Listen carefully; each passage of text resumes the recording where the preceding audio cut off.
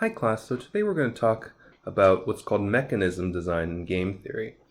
It's the idea that once we've studied games and come to understand the tensions that go on in zero-sum games and partial conflict games, can we design a game in order to incentivize good behavior? So the first example that I want to go through is from the UK game show Golden Balls, where again, contestants build up money throughout the show. There's two contestants, and in the end, they have to either split or steal. And what I want to show you is just a clip of one contestant, or rather two contestants, but one of them being kind of deceptively clever, maybe we'll say. It's really quite an interesting scenario, and is a good starting point to talk about this lecture. So I'll put a link to that YouTube video. Please follow that link and just take a look at this scenario, and then we'll resume the lecture.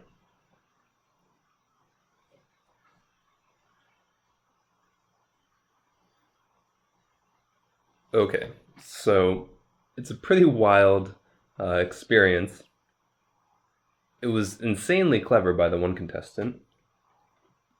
Just by the body language and the reactions of the other contestant, it really did seem like he was originally going to steal. But I think that this other contestant really found a good way to ensure that they both could split the money.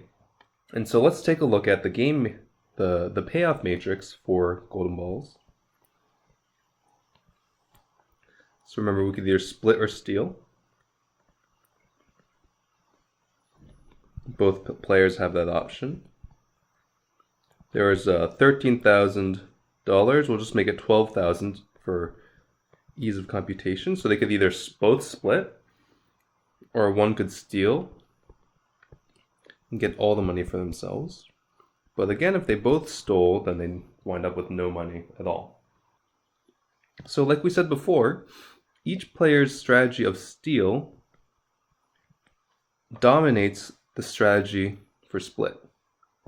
And so it only makes sense for both players to choose steal. What pushes against that are sort of social norms of, not wanting to look like a bad person, wanting to be honest, not wanting to lie to people. But strictly from a game theoretic perspective, the strategy of steal, what makes this a prisoner's dilemma is that the strategy to steal is dominant. So how does this player get around that? It's really quite brilliant. They say right off the bat that there's no way I'll ever split, so you can forget about that. I'm going to steal no matter what. And while this is not necessarily a good strategy, because if you look, both of those payouts are the same for player 2, so you might wonder why they would care between the two. Maybe out of spite they also choose steal. But what the first player does is they offer an alternative and say, here you go. This is what's going to happen. If you split, I will steal the 12. I will give you $6,000. I'll split it with you after the show. So they replace this 12-0 with a 6-6 square. And what they've done is they've changed the game.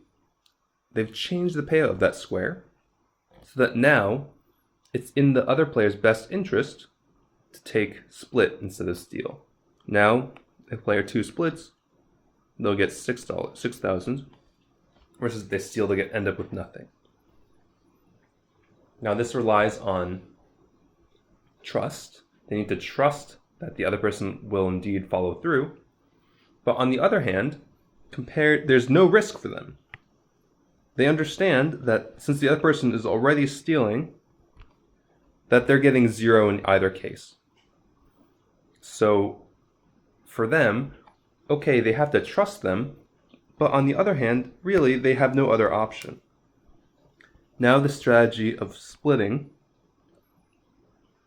is going to dominate stealing. Again, because they've completely removed the split option for themselves. So, by explicitly removing the split option and promising to split the money after the show, now player 2's dominant strategy is to split. There's a kind of interesting back and forth that goes on between the two players. The one player is clearly very frustrated that they're not going to have the option to steal while the other person splits. But by the end, they sort of resign themselves to this option, realizing that there's no other choice. Again, they're not being a good person in choosing the split ball.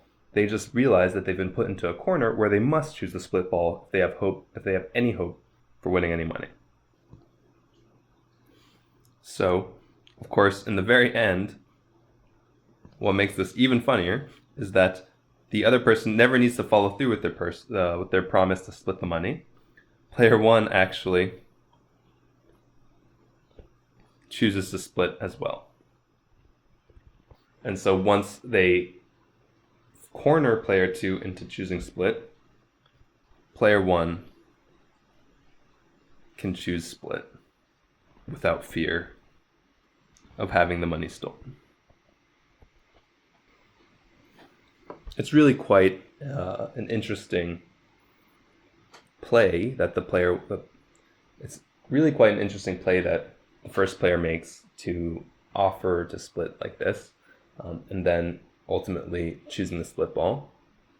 But again, their strategy changes the game in a way that forces the other player to play cooperatively. So while before, the strategy of stealing is dominant to splitting, by changing the payouts, they're able to make splitting dominant to stealing. And so this is an instance of mechanism design, okay, of designing a game, or in this game, altering a game, in order to incentivize cooperative payouts. In real-world scenarios, even when there are strong incentives to cheat and steal, we mostly rely on societal norms to guide our moral actions, and so to not do those things. But also, what you can see in this example is that sometimes you can use game theory to incentivize good behavior. Something that I think is a little bit interesting, and something that actually took the show by surprise, is that this strategy started becoming very popular. Except it wasn't used so benevolently. What the players would do is they'd say the exact same thing. I am 100% going to steal. There's nothing you can do. I will steal. And I won't give you half. I'll only give you, say, $2,000 of the $12,000. So they wouldn't be so kind. They say, I'm going to steal, but I'll give you a small payout, I promise. So you need to split if you have hopes to get anything. And why does this still work? Well, the idea is that 2 is still a better payout than 0. So if the person wants any hope for any money, they have to buy into this. Of course, you have scenarios where what if both players say, no, I'm stealing and I'll give you 20% of my winnings, right? Then out of spite, both players might actually just both steal. This ended up becoming such a big issue for the game show that they banned discussing what you would do with the money afterwards. So you can never come to these agreements in your discussion with another contestant. If you even mentioned splitting after the show, you would both lose all the money. So the show had to counteract. They did some mechanism design themselves to correct the game in order to make it, again, what they had intended. Okay, so the next instance of mechanism design that I want to talk about has to do with auctions.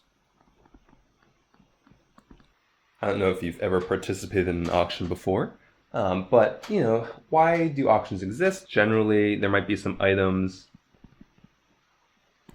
whose value is not known. Maybe they're rare collectibles and it's unsure how much they'll actually go for. So what you do is you give an auction and people can bid what they think the item is worth, and then whoever is the highest bid wins, and usually they'll pay whatever they bid. I've certainly never participated in any real-life auctions. I've done eBay a few times. And so what I want to talk about today is actually eBay auctions.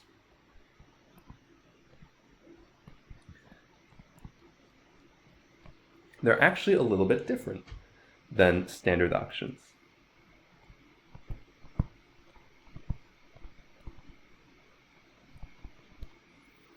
It's no longer, I have 1,000, do I have 1,100, do I have 1,200, right? There's no longer someone there asking for higher and higher bids until they're done. You just put in your maximum bid. Right? But there's an automatic bidding system where it will only bid high enough to beat the next best player, next best bid.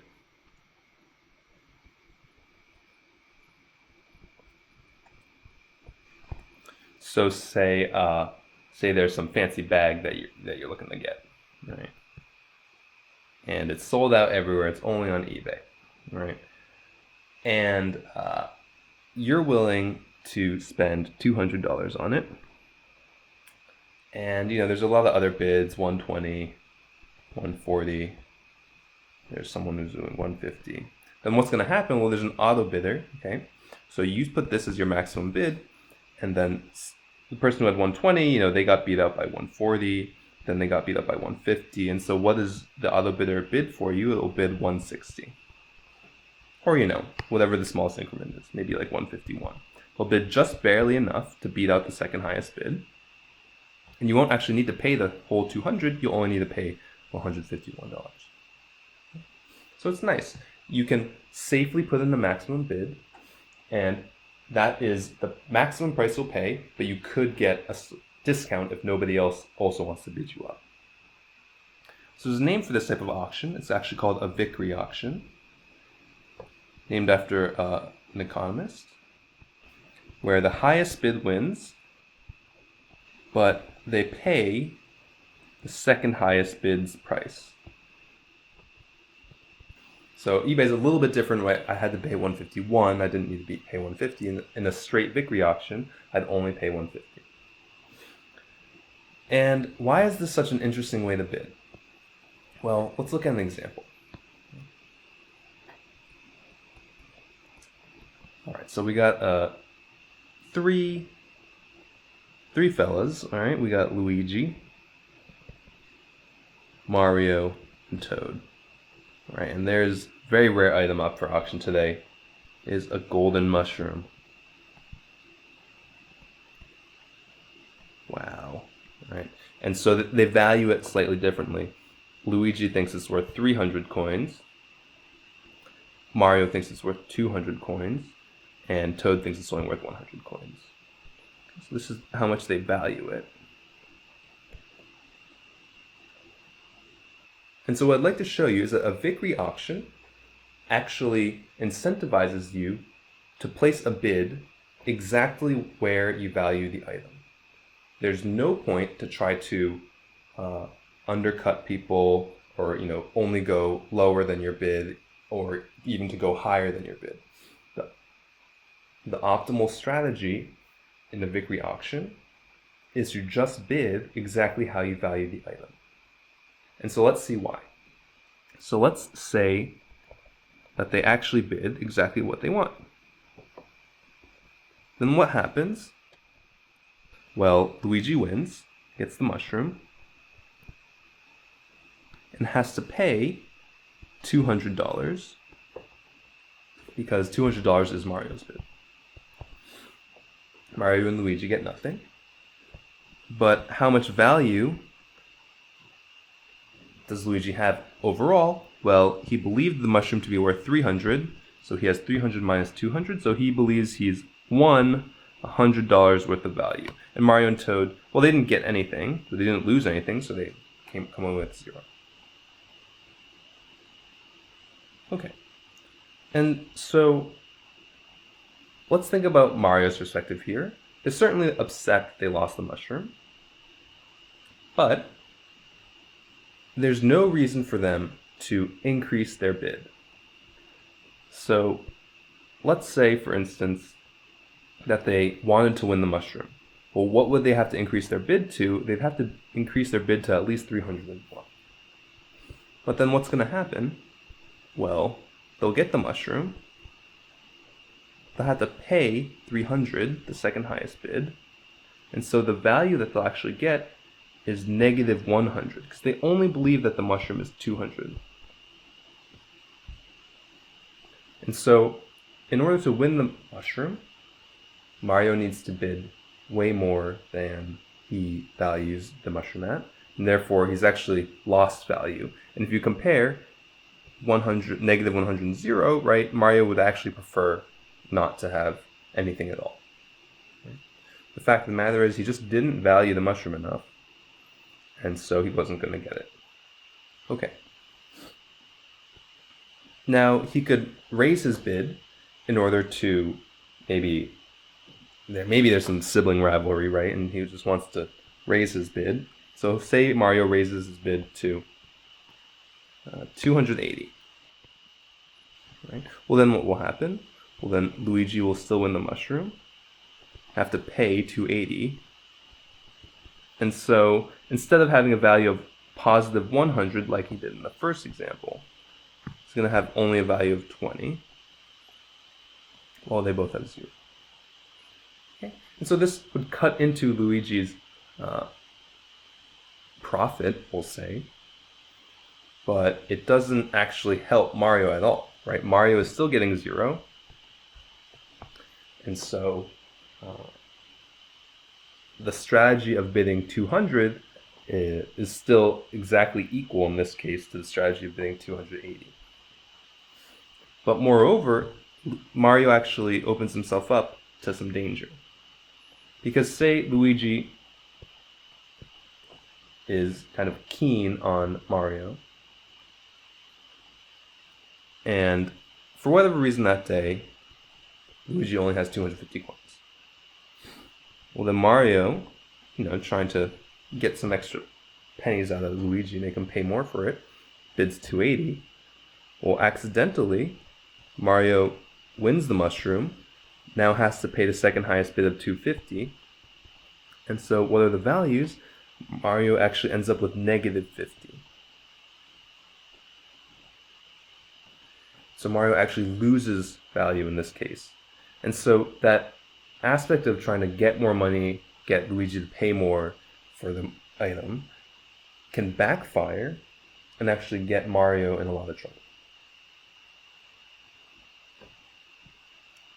And so if you look, 280, it doesn't do anything to ever help win the item, so it can never increase its value, but it can do something to decrease its value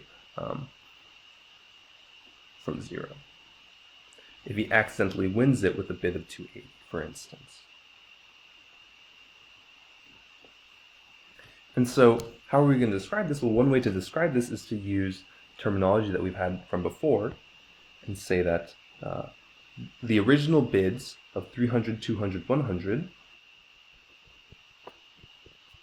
are a Nash equilibrium point. Nobody can change their strategy to increase their value, and therefore this is a Nash equilibrium point. Let's go through just case by case. Luigi, increasing the bid does nothing. Doesn't even make Luigi pay more, right, because he's paying the second highest bid. And decreasing the bid also does nothing until he decreases it below 200, but then he only risks losing the mushroom, and so it can't get him more value. He might just end up getting 0 value instead. For Mario, decreasing the bid does nothing. It might do something for Luigi, right? It might help Luigi pay less, but it doesn't help Mario at all. Mario is not going to win the item, so still have a value of 0. Increasing the bid can only put Mario in a situation where he's won the item but's paid more than he actually values it. And same for Toad. So you can see that in the Vickrey auction, it is a Nash equilibrium point for all participants to bid exactly what they think the item is worth. There's no point sort of playing games, working around. And so the Vickrey auction is an example of mechanism design where we've altered how auctions normally work in order to incentivize good behavior. The good behavior here being that people are being honest about what they value the items at. And so it's actually kind of clever and very smart of eBay to move to this auction system. It allowed people to bid on items without even necessarily having to be present for when the auction was closing. Okay, so there's something curious that can happen in Vickrey auctions though, and it comes from this very seemingly innocuous word here, A. There are multiple Nash equilibrium points in the Vickrey auction. So one thing that can happen is that everyone's honest, but there can actually be other Nash equilibrium points besides this. And so consider this scenario. So again, Mario, Luigi, and Toad all value the golden mushroom 300, 200, 100, just like before. Let's suppose that they make the following bids: 150, 301, and 100. Now what happens? Mario actually wins it, but only needs to pay 150 because that's Luigi's bid. And so the value is 0 for Luigi and Toad for not getting anything, but Mario actually does come up with a positive 50 value. And this is because even though they bid so high, the second highest bid was much lower. And what I claim here is that this is actually a Nash equilibrium point. Why is that? So let's start with Mario, right? And of course, increasing the bid is not going to help.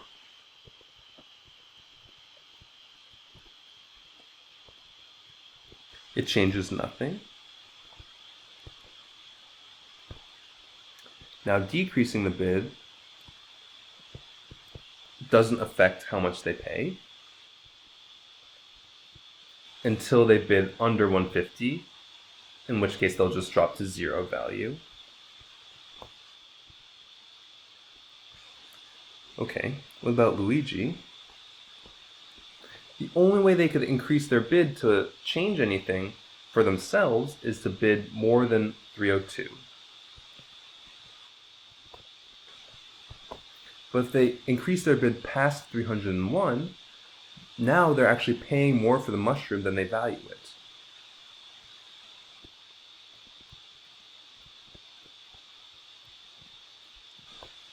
And therefore, they'll have negative value.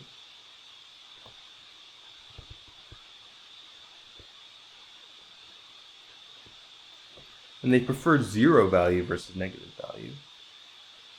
And decreasing the bid, of course, isn't going to help them to win or lose the item. It doesn't change their value at all. So again, it might help Mario pay less, but it doesn't help Luigi at all. Right? It still has 0 value. And same thing for Toad. So even though all the characters have not bid what they actually value the item at, the outcome here is still a Nash equilibrium point.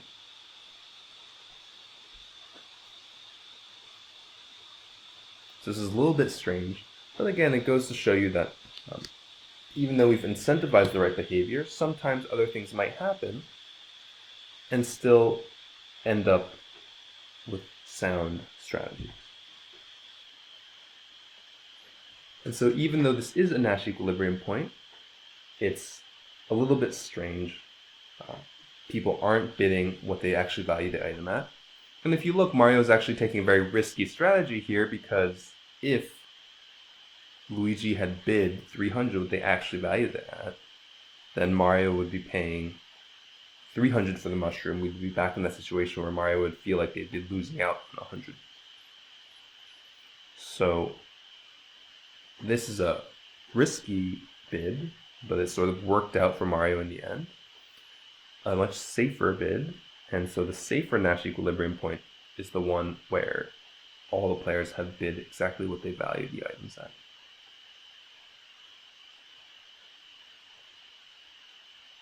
All right, thanks for listening. Take care.